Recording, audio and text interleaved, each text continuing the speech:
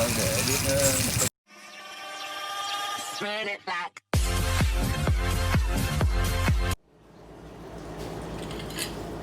Xin chào các bạn nha. Hôm trước mình có làm một clip về chiếc xe điện cho bé dùng động cơ cân bằng này. Mình thấy cái động cơ này rất là khỏe, có thể tải được cả 150 kg. Hôm nay mình sẽ sử dụng động cơ này để gắn vào xe đạp, thử xem có kéo được không nha các bạn. Sáng nay mình mới đi làm cái bát này để gắn vào động cơ để kéo chiếc xe đạp. Đây là chiếc xe đạp mình sẽ độ vào nha các bạn.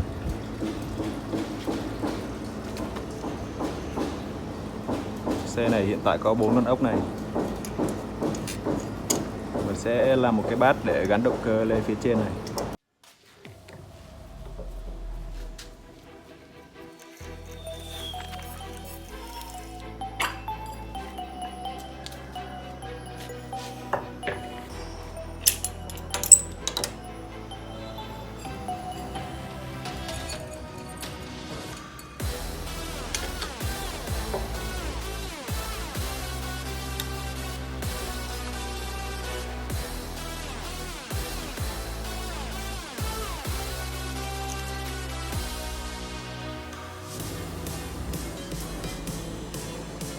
Bây giờ mình sẽ khoan.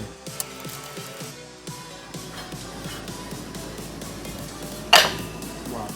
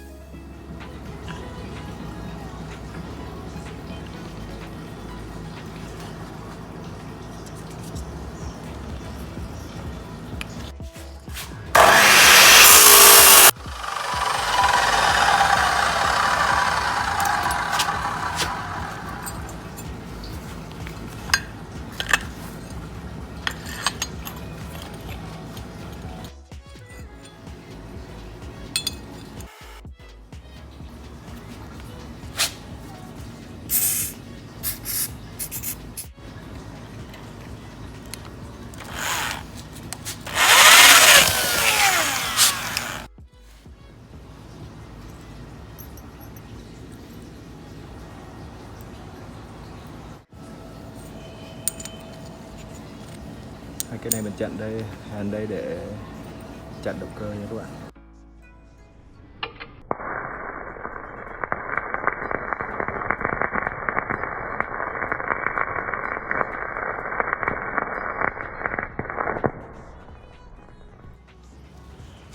Bây giờ mình sẽ động cơ nha.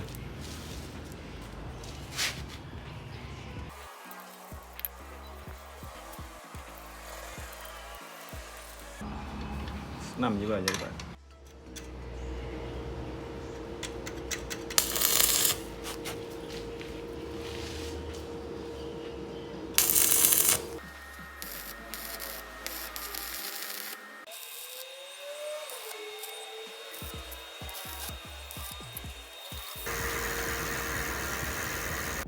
Còn dư miếng sắt này mình sẽ hàn đây để đặt chân.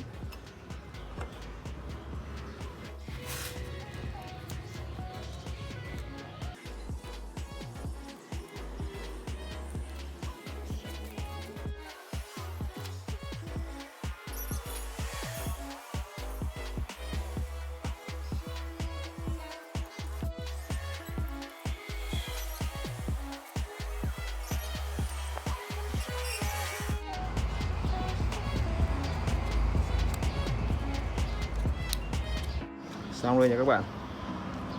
Clip này chủ yếu mình làm để test động cơ thôi nên là làm không được đẹp nhé. Chủ yếu để mình test động cơ thôi. Bây giờ mình sẽ chạy thử.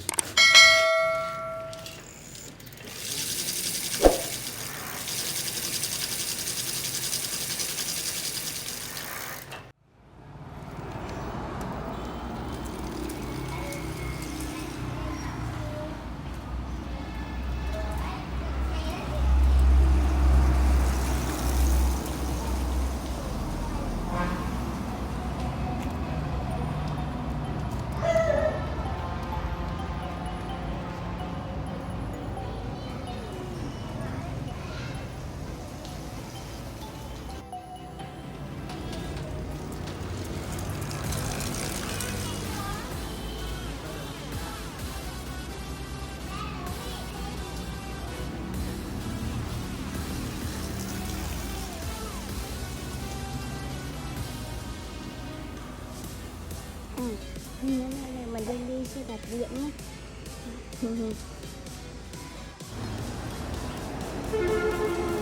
đạp điện xuống thật đấy.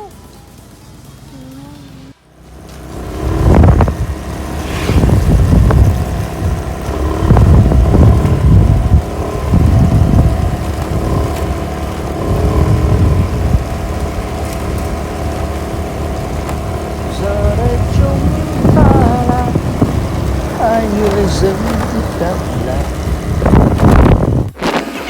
người dân đậm lại. Nhanh nhất chưa? Hay không? Nhất mà. Hết pin. Gì? Chia tay. Hết pin rồi, hết pin rồi. Hết pin rồi. Mình đang sạc. Video này mình làm để test động cơ thôi. Khá khỏe. Clip sau mình sẽ làm thành một xe đạp điện hoàn chỉnh. Mình chạy pin nhỏ nên hơi yếu. Clip sau mình sẽ làm bằng 3 bình ắc quy. Hãy subscribe và share để lại bình luận của các bạn về chiếc xe này nha.